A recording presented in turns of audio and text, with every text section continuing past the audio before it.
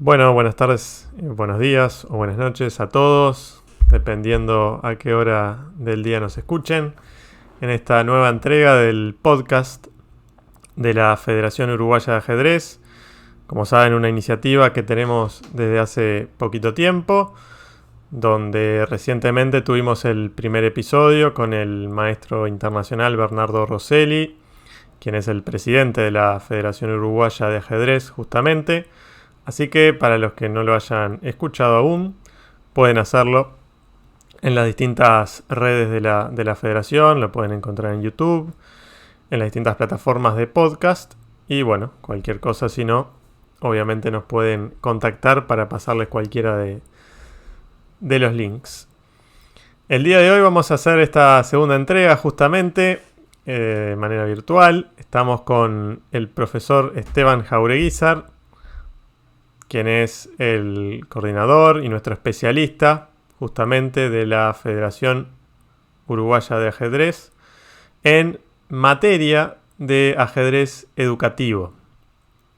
Hoy vamos a hablar de un tema distinto. Nosotros ya hablamos con Bernardo de temas más bien competitivos y de la proyección del ajedrez uruguayo en general.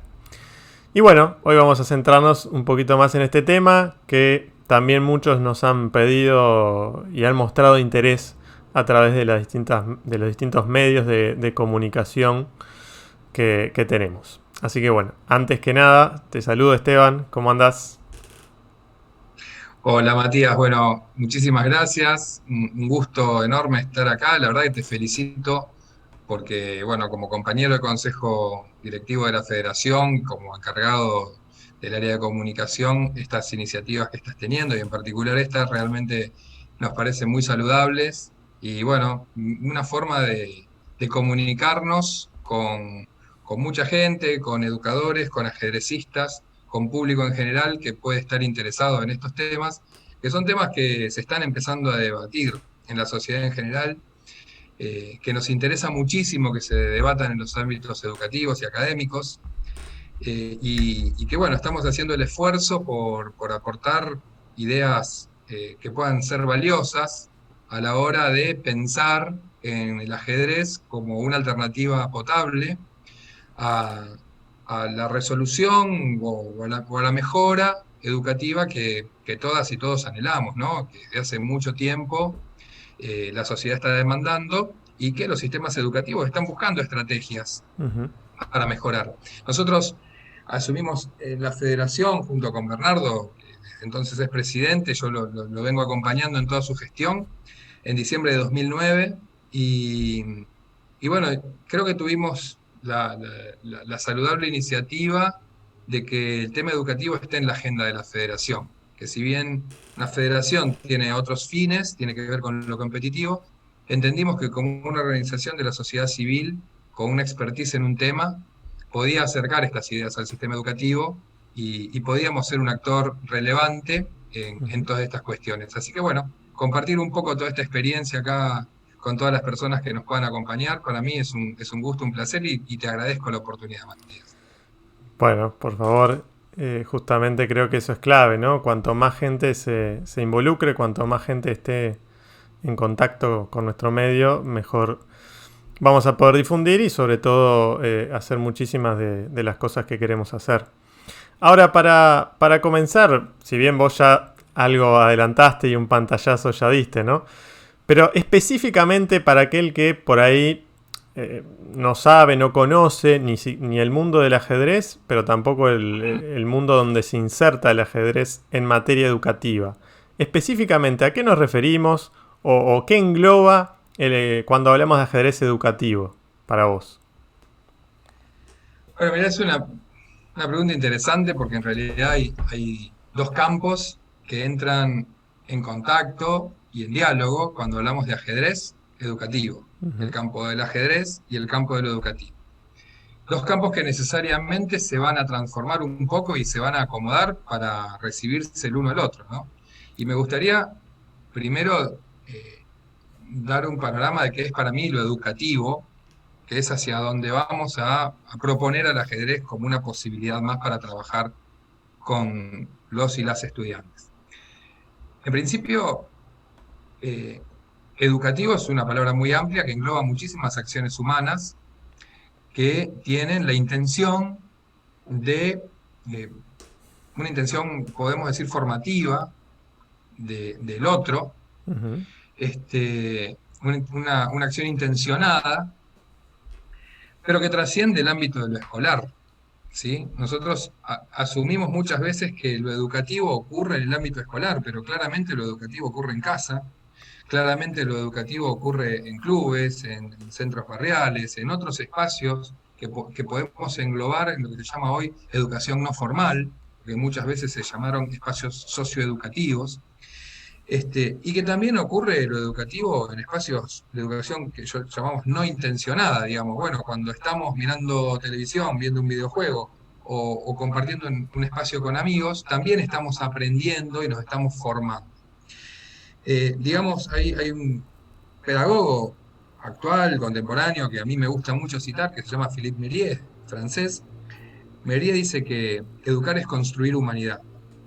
Construir humanidad en dos sentidos. Uno en el sentido de como sujeto, enriquecerme de toda la construcción que la humanidad ha hecho a lo largo de los siglos y milenios, y en otro sentido, como comunidad, constituirnos en una comunidad con vínculos de tipo humano.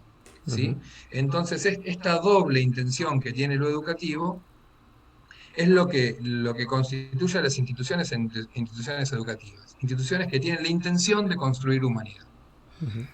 Una humanidad que, de la cual el otro, el que recibe ese legado de alguna manera, no es responsable de su construcción, digamos, ¿no? Es un recién llegado Claro. que la humanidad a través de sus instituciones van a recibir, van a abrazar y le van a tratar de brindar lo mejor, pero ese otro lo va a mirar con ojos ajenos. Es decir, mi papá y mi mamá hicieron este mundo y yo quisiera cambiarlo. A mí esto que pusieron acá no me gusta y yo quisiera ponerlo acá. Y a mí esto que hicieron cuadrado me gustaría hacerlo redondo, no sé, cualquier cosa, ¿no? Pero este recién llegado va a tener una visión transformadora. Entonces, también en lo educativo hay una doble mirada, una cuestión de conservación en el hecho de que una generación le lega a otra lo que ha construido, y una corriente de transformación porque la nueva generación que recibe ese legado tiene una intención de ponerle su propio sello a este mundo que recibió, que probablemente no le guste, o probablemente sí, ¿no? Pero bueno, ya eso está en el otro. Ujú. Eh, este es el mundo de lo educativo, que tiene un montón de tensiones y complejidades, que tiene un ámbito dentro de todos esos espacios educativos que he descrito primero, hay algunos espacios que son intencionadamente educativos y formativos y que son obligatorios. La educación es la única institución que es obligatoria y por la cual todas y todos debemos pasar a lo largo de nuestras vidas. Es la única institución. Y esa institución es la que el Estado designa, que es la escuela, y dice que ahí la parte como sustancial o la parte obligatoria, la parte común a todas y todos, es donde nos vamos a educar. Eh, Esa escuela, bueno, recoge una cantidad de problemáticas hoy. Hay una demanda social que no es uniforme, hay Claro. algunas personas que solicitan algunas cuestiones a la escuela, otras personas, otros sectores solicitan otras diferentes.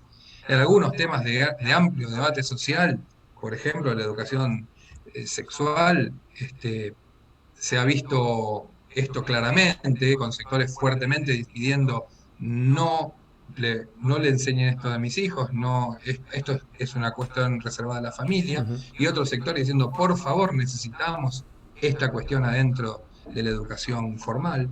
Entonces, digo, hay tensiones sociales, hay tensiones históricas, hay tensiones conceptuales, hay tensiones institucionales, porque la escuela es una institución enormemente grande que para transformarse a sí misma necesita procesos de muchos niveles de intensidad y mucho tiempo, y que a veces no acompasan a la velocidad de los cambios de la sociedad. En el marco de estas tensiones que se dan a la interna de los sistemas educativos, y con las problemáticas que hoy tienen los sistemas educativos ante también los nuevos paradigmas de la vida cotidiana.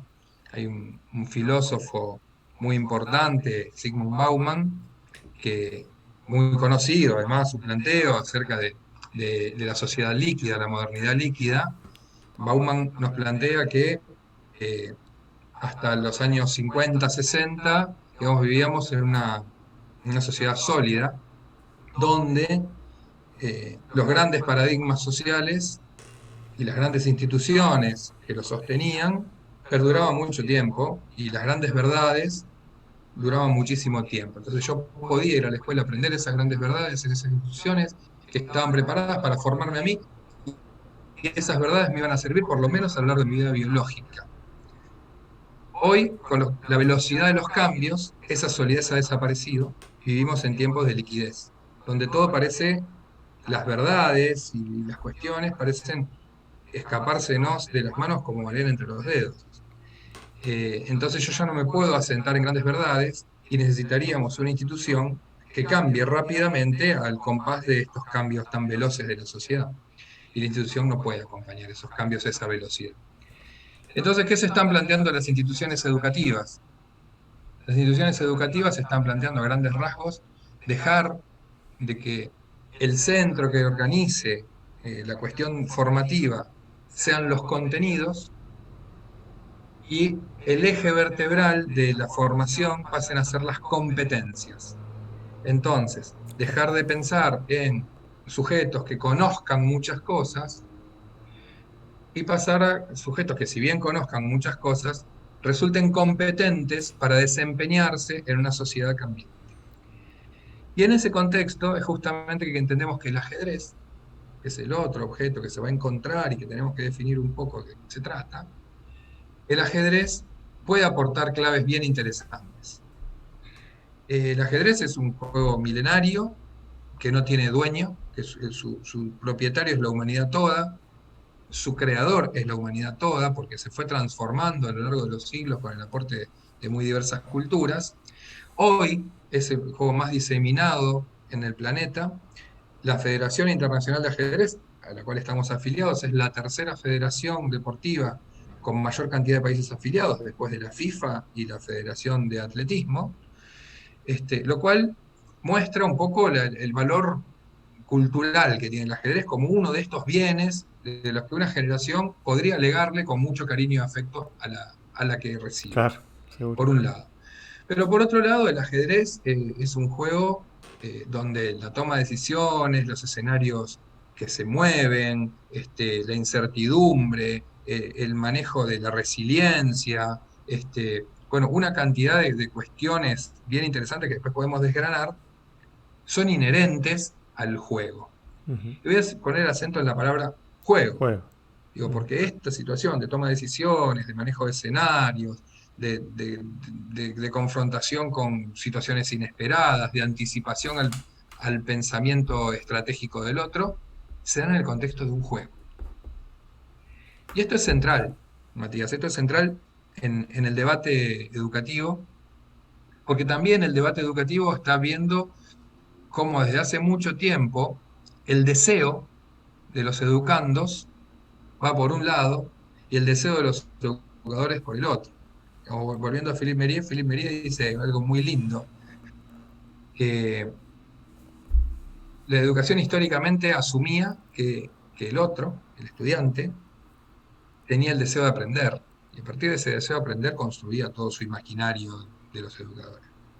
Merier dice, no, lo que nosotros sabemos es que muy probablemente el otro tenga deseo de saber.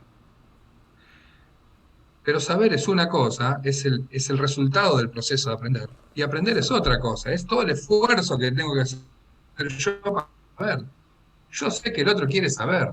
Ahora, sé que el otro quiere hacer todo el esfuerzo que tiene que hacer para saber.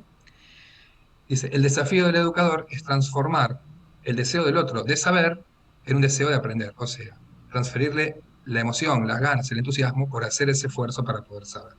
Y es un desafío muy difícil. Eso te iba a decir, ¿no? Suena por lo menos a un gran desafío, ¿no? Para los Un educadores. enorme desafío. Ujú. Entonces, ahí me parece que el juego, como forma de estar en vínculo, como forma de estar en actividad, como forma de encontrarnos y de ponernos a a pensar, a crear, a imaginar, a resolver problemas, es un ámbito mucho más saludable, mucho más amigable, mucho más entusiasmante para empezar a generar ese deseo de aprender, que derive luego en la concreción del deseo de saber. Entonces, genera una nueva posibilidad, un nuevo contrato, una nueva posibilidad de encuentro, una nueva posibilidad de vínculo entre educadores y educandos, que además es un vínculo donde el poder se transfiere. Nosotros en la relación educativa siempre tenemos, o históricamente teníamos, un docente que tenía el poder, que explicaba, que luego preguntaba sobre lo que había explicado, y el estudiante, sin poder, lo único que podía hacer era escuchar y luego responder con acierto a lo que le preguntaban, y Claro. el docente desde el lugar de poder validaba, sí, muy bien Matías, no, muy mal, tenés que estudiar más. No sé. Cuando yo libero la posibilidad de jugar, estoy transfiriendo el poder, autonomía y toma de decisión al otro, poniéndolo en un lugar mucho más interesante. ¿Sí? El ajedrez, dentro de las opciones que los chicos tienen hoy en las escuelas, es un lugar donde permanentemente están teniendo ellos la posibilidad de ponerle un problema al otro. Ujú. No esperar que el docente me ponga un problema a mí, sino yo juego una jugada, no te digo nada, muevo el caballo acá, y vos ahí tenés un problema sin enunciado, lo tenés que descifrar al problema que yo te puse, y tu respuesta yo la validaré con mi próxima jugada, pero a su vez tu respuesta es un problema para mí. Entonces, esta cosa de construcción de problemas permanentes, que además después los podemos compartir, socializar, miren la jugada que hizo Matías acá, a ver qué pudiese, toda esta cuestión que vamos construyendo luego, teoría colectiva, permite que los protagonistas de la problematización y la resolución de problemas sean los propios chicos.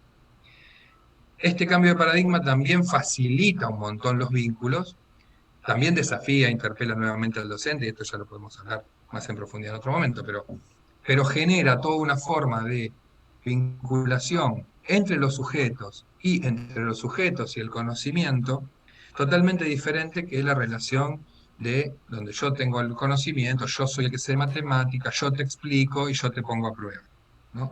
Que este cambio es muy importante, entendemos nosotros que es muy importante para el sistema educativo, sus intenciones, sus necesidades y sus desafíos, y creemos que realmente es un recurso sumamente válido, en principio por estas razones, usarlas más todavía, ¿no? Sí, creo que mucho de lo que vos apuntabas, creo que hay veces que no lo conocemos, ¿no? O quienes no, por ahí no han sido parte de aún del ambiente del ajedrez o justamente de estos procesos. Me parece que es algo muy interesante a recalcar toda esta parte social y de socialización más bien, ¿no? Y de construcción colectiva que me parece súper interesante. Y bueno, como decías vos, siempre hay para profundizar un poquito más, ¿no? Pero, pero bueno, hay quienes también se preguntan, o de hecho hay quienes afirman, por ahí no sé si vos me dirás si con tanta base científica, de los beneficios, digamos, más, si se quiere, específicos o cognitivos, o como vos dijiste también en algún pasaje, de algunas herramientas que brinda o puede llegar a brindar el ajedrez. Y bueno, por ahí también para esa gente quisiera saber un poquito más cuáles, en tu opinión, o en, bueno, obviamente en la opinión de ciertos colectivos o investigadores y demás, qué herramientas o qué habilidades puede desarrollar el ajedrez y en qué otras áreas, además de las que nombraste, nos puede ayudar en el ámbito educativo formal o incluso no formal también. Está buenísima esa pregunta, me ayuda a profundizar un poco lo que veníamos hablando recién,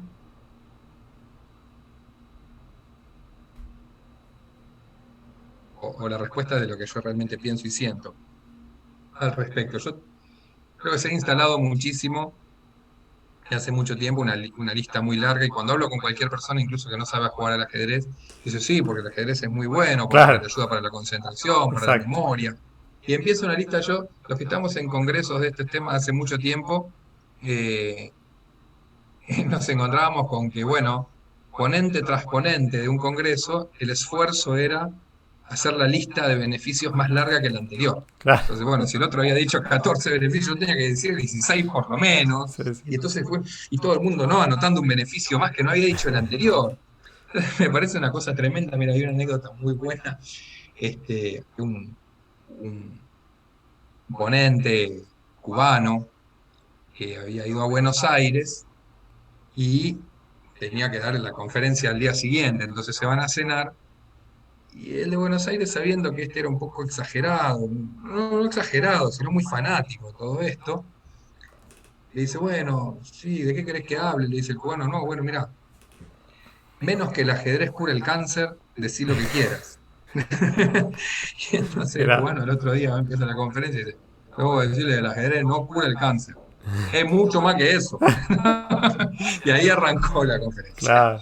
Entonces, yo creo que yo preferiría evitar un poco esas enumeraciones, porque en definitiva también, viste, en esta cuestión de pensando el ajedrez que va a ser una determinada cantidad de aportes, yo siempre también lo pienso en términos de, bueno, el bisturí es una herramienta en manos de un médico que te quiere operar porque se esté desangrando, te puede salvar la vida, pero con el bisturí también te puede matar en la esquina. O Claro. sea, es no solamente el ajedrez, sino lo que yo haga y cómo lo haga y para qué y cómo lo mire. Yo te digo, primero voy a hablar del juego en general, Ujú. para después hablar del ajedrez como un caso específico de juego. El juego tiene en la humanidad, si bien siempre históricamente se lo ha dejado como en el lugar de lo no importante, bueno, entonces, dividir la sociedad industrial, incluso la sociedad medieval antes, dividir el tiempo de producción y el tiempo de juego. Ujú. La sociedad industrial profundizó muchísimo esto porque como se trabajaba de estajo, lo que se podía hacer era trabajar y dormir. Entonces el tiempo de jugar era un tiempo muy mal visto y solo se reservaba para los infantes, que todavía no se llamaban infantes, no estaba construido el concepto de infancia en el principio de la Revolución Industrial, y eran los adultos pequeños de menos de 8 años los que podían jugar, porque a los 8 años ya estabas en la fábrica. ¿Sí? Entonces, este lugar que históricamente se dio al juego es controvertido por algunos autores, algunos antropólogos, en especial Huizinga. Johannes Huizinga en 1938 sacó una obra que es señera y que después marca de ahí en adelante todo lo que va a ser la teoría sobre el juego. El libro se llama Homo Ludens, que dice, tomando un poco la idea del Homo sapiens, ¿no? Claro. Transformando Homo sapiens en Homo Ludens, el ser que juega. El hombre se define porque juega. ¿Y por qué dice esto Huizinga? Porque dice, mira, cuando nosotros todavía eran entre monos y hombres, lo que hacíamos era jugar.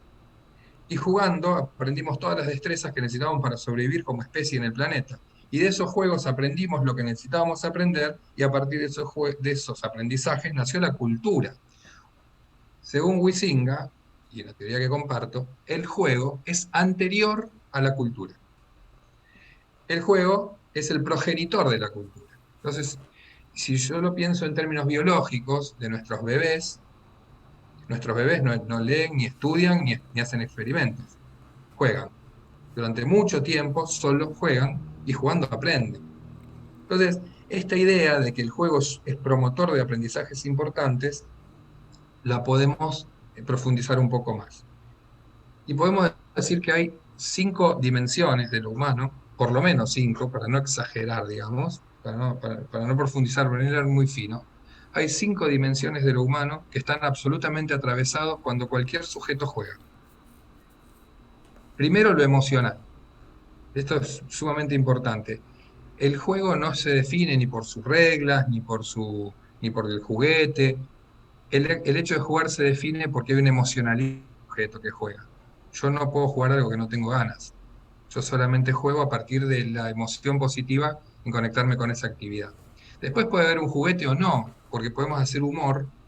Estamos jugando con las palabras y no tenemos ningún juguete que nos intermedie. ¿Sí? Entonces, el juego prescinde del juguete o incorpora el juguete, pero no puede prescindir de la emoción. La emocionalidad del sujeto que juega está siempre atravesada en la acción de jugar. Lo vincular está totalmente atravesado en la acción de jugar, porque jugamos, salvo que estés jugando en solitario, en el 99% de las veces jugamos con otros, Exacto. y en eso nos relacionamos, y nos relacionamos con una emocionalidad positiva importante. Ahí después podemos trabajar un montón de conceptos atrás de eso. Por supuesto, vos me traías lo cognitivo, estas estructuras eh, mm, intelectuales, vamos a decirle de alguna manera, estas estructuras que van configurando mis respuestas inteligentes a nivel cerebral, como la memoria, la atención, la percepción. Bueno, después podemos hablar como más de funciones ejecutivas, no me quiero poner muy técnico, pero bueno, el razonamiento lógico, la toma de decisiones, bueno, una cantidad que están totalmente imbricadas con la acción de jugar. Y sobre todo cuando estoy hablando de un juego específicamente con el ajedrez, muchísimo más. Hago una mención aparte, yo siempre menciono aparte, la dimensión creativa, ¿sí? La dimensión creativa está absolutamente vinculada con el jugar, porque el jugar es justamente creernos que es real un mundo de fantasía que nos acabamos de inventar. O que se inventó otro, pero que yo lo adopto. ¿Sí? Yo agarro ese caballito de madera y digo que es un caballo y me lo creo. Claro.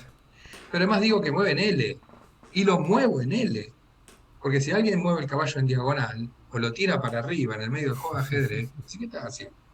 Claro. ¿No? Y si juega al fútbol, esa línea de cal que está marcada ahí, si la pelota pasa del otro lado es gol. Pero ¿qué me importa? Si yo no me comprara la fantasía del fútbol, ¿qué me importa la línea de cal esa? Que salí gritando como loco porque la pelota atravesó esa línea. Pero si yo te saco del contexto del juego, con esta persona hay que Claro. encerrarla en un Sí, sí, sí, arquero, sí, ¿no? sí. Entonces, digo, en la dimensión creativa está absolutamente vinculada al hecho de jugar. Y hay otra, por supuesto, que es la cognoscitiva, que es la que me lleva a conocer cosas a partir de la acción de jugar. Cuando estoy jugando al ajedrez hay una cantidad de conocimientos que se van a ir desplegando y que esto en manos de un docente experto, intencionado, lo podrá llevar para el campo de otras disciplinas, de la historia, del arte, de la matemática, de la narrativa, ¿no? La argumentación. Entonces, estas 5 dimensiones, emocional, vincular, cognitiva, de desarrollo intelectual, digamos, vamos a ponerlo más fácil, creativa y cognoscitiva, que tiene que ver con el conocimiento de cosas concretas, están totalmente atravesadas por el hecho de jugar. Desplegar, poner la posibilidad de poner el ajedrez en un contexto educativo, con un docente que sabe que está trabajando estas 5 cuestiones y que despliega estrategias para aprovechar todo lo que va pasando en el juego, para trabajar en una, en otra o en otra en el momento que cree oportuno, es una oportunidad fantástica de aporte en el enriquecimiento de lo que el docente ya hace Claro. cada día, cada hora en su aula, ¿no? Pero le estás dando una herramienta muy flexible. Vos fíjate, te voy a dar un solo ejemplo. En la escuela queremos trabajar lo creativo, arte. El taller de arte, porque vamos a desarrollar la creatividad de los chicos. Bueno, terminó el taller de arte, ya trabajamos mucho en creativo, ahora queremos trabajar lo cognitivo, el pensamiento lógico, bueno, matemática. Mm. Un momento para lo creativo, un momento para la lógica. En el juego las dos cosas confluyen y se retroalimentan. Yo estoy pensando en una situación de ajedrez, imagino un horizonte deseado, un escenario, yo quisiera llegar a esto, fíjate si logro esto, no sé qué, no sé cuánto, imagino una cantidad de cosas, pero luego tengo que hacer una operación concreta, a ver si lo logro o no lo logro, tengo que poner todo mi razonamiento lógico al servicio de esa idea creativa que se me ocurrió. Creatividad y pensamiento lógico están en retroalimentación permanente. Es un pequeño ejemplo nada más de cómo también desde el juego, por un lado facilitamos la tarea del docente porque generamos este ámbito tan rico y tan saludable y tan fácil de desplegar, pero por otro lado potenciamos, porque esas mismas cosas que a lo mejor en otras situaciones más áridas el docente busca, las logra y muchas veces con mayor rapidez en un espacio lúdico. Yo creo que por ahí están como, desde mi perspectiva, por lo menos, o de la perspectiva de algunos sectores que pensamos de esta manera, los grandes aportes del ajedrez al sistema educativo. En todas estas cosas el sistema educativo ya trabaja. Claro, Decir que el ajedrez hace los chicos más inteligentes, para mí es complejo también, porque los grandes cerebros del ajedrez, la mayoría no jugaban al ajedrez, o por lo menos no jugaban muy seguido al ajedrez. Y decir que el ajedrez hace los chicos más inteligentes, es decir, y la matemática, ¿no? Yo lo que creo es que todo esto la escuela ya lo hace, y una perspectiva lúdica desde un juego con mucha riqueza propia le otorga al sistema educativo un dispositivo saludable para hacer a lo mejor con un poquito mejor de oportunidades lo mismo que ya venía haciendo, ¿no? Creo, por lo menos nuestra perspectiva pasa por ahí. bueno, impecable. Creo que es muy interesante justamente para todos nosotros conocer estas cosas y también para apreciar justamente todo lo que podemos hacer, porque creo que incluso estando inmersos, ¿no?, en el juego, por ahí uno se pierde de todas estas posibilidades que brindan los juegos en general, como decís vos, y particularmente el ajedrez, ¿no? Bueno, para ir cerrando, o antes de cerrar, mejor dicho, ¿alguna anécdota? Por ejemplo, bueno, esta es típica, ¿no? Sobre todo para quienes no conocen aún el ajedrez. Es muy difícil jugar al ajedrez, es muy complicado enseñarle a los más chicos, a los más grandes, para que justamente después se transforme en esta herramienta. Capaz que alguna de ese estilo puede ser para cerrar el espacio hoy. Sí, sé que me estoy acordando de una cosa, pero primero, para la gente que no conoce también, todo el mundo piensa que el ajedrez es un juego muy difícil, y yo realmente creo que lo es. Ujú. Eh, Me te voy a contar una cosa que decía Marcel Duchamp, un artista muy importante del Sí. siglo XX, que además fue un ajedrecista notable. Duchamp hacía los ready-made, esos que él, no sé si lo dije bien, seguramente lo dije mal, pero bueno, no importa. Las obras, bueno, su obra más célebre es haber puesto un retrete en el Museo de Nueva York. Y esa era la obra. Ujú. Entonces, Duchamp lo cuestionaba fuertemente, decía que el arte de su época se había vuelto retinal, ¿no? Que era una cosa para observar con los ojos y apreciar como la belleza de la configuración estética, que había perdido mucho el sentido del concepto. Él decía que el ajedrez era más elevado que el arte, porque en lo retinal, lo que yo veía ahí, yo no podía apreciar belleza. Ujú. Claro. Para poder apreciar belleza, yo tenía que entrar en la relación de todas las piezas y entender lo que estaba sucediendo ahí, la belleza no se veía en el ajedrez. Ujú. Entonces, esa cosa de que la belleza estaba solo en el concepto, para Duchamp era de una elevación superior a la del arte. Me parece muy interesante ahora. Para poder apreciar la belleza que subyace en una situación de ajedrez, yo tengo que entender un montón de cosas. Tengo que entender, no me alcanza con saber las reglas. Yo sé las reglas y no puedo apreciar belleza, y si no puedo apreciar belleza no puedo disfrutar del juego. Y si no disfruto del juego no juego, entonces no juego más. Entonces, ante esta dificultad, nosotros desarrollamos desde hace mucho tiempo, no lo inventamos acá, lo tomamos, pero sí lo desarrollamos muy fuertemente, todo un concepto que se llama preajedrez.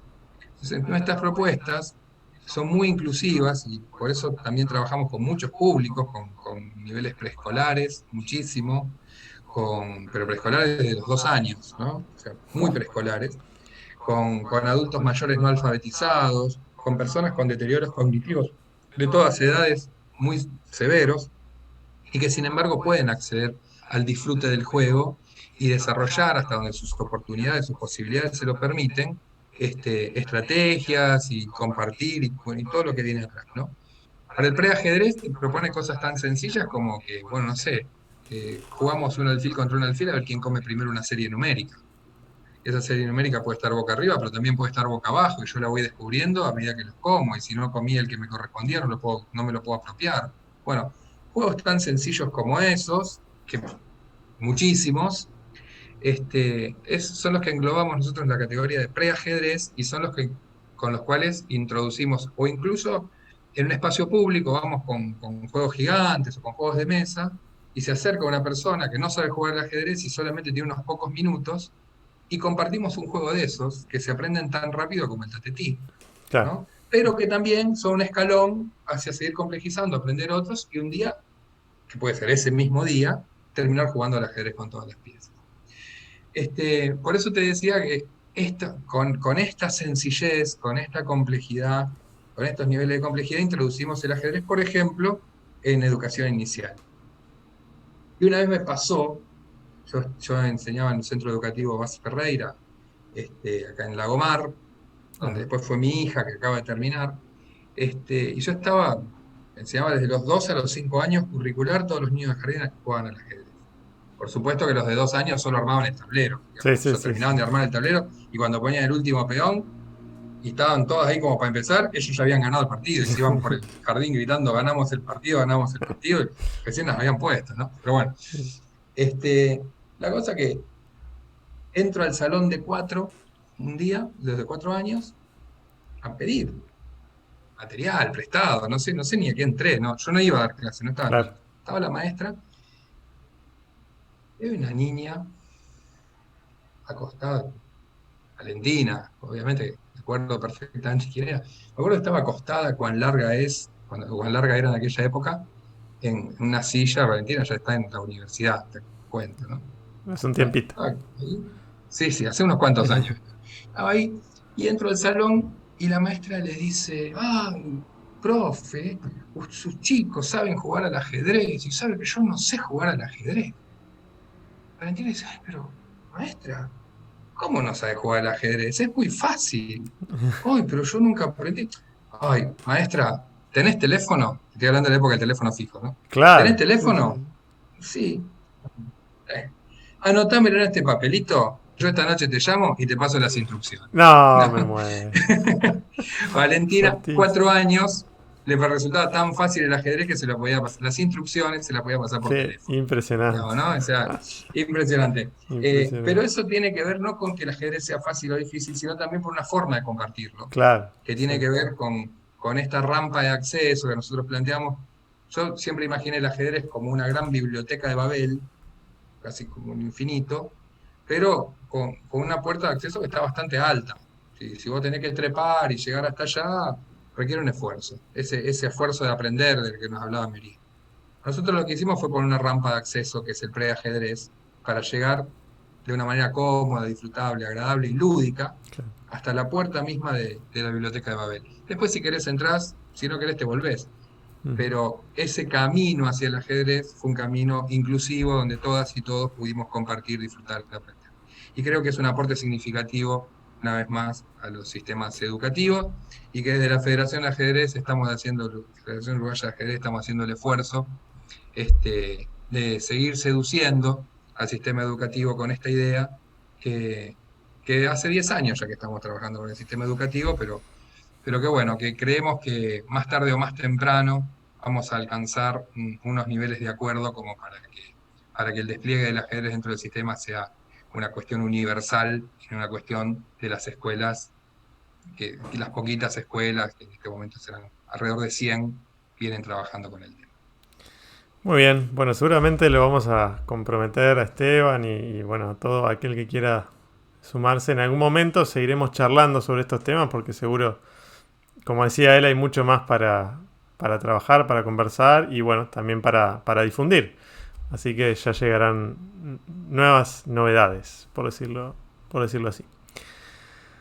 Esteban, te agradezco nuevamente y bueno, a todos los que han escuchado esperemos que hoy hayan disfrutado. No sé si quieres cerrar con algo y si no, No, que el agradecido soy yo y que bueno, por supuesto dispuesto para las nuevas novedades que vengan. muy bien. Bueno, un saludo a todos y estén atentos a próximas ediciones del podcast y también, bueno, de otro tipo de iniciativas y de actividades que vayan surgiendo. Un saludo a todos.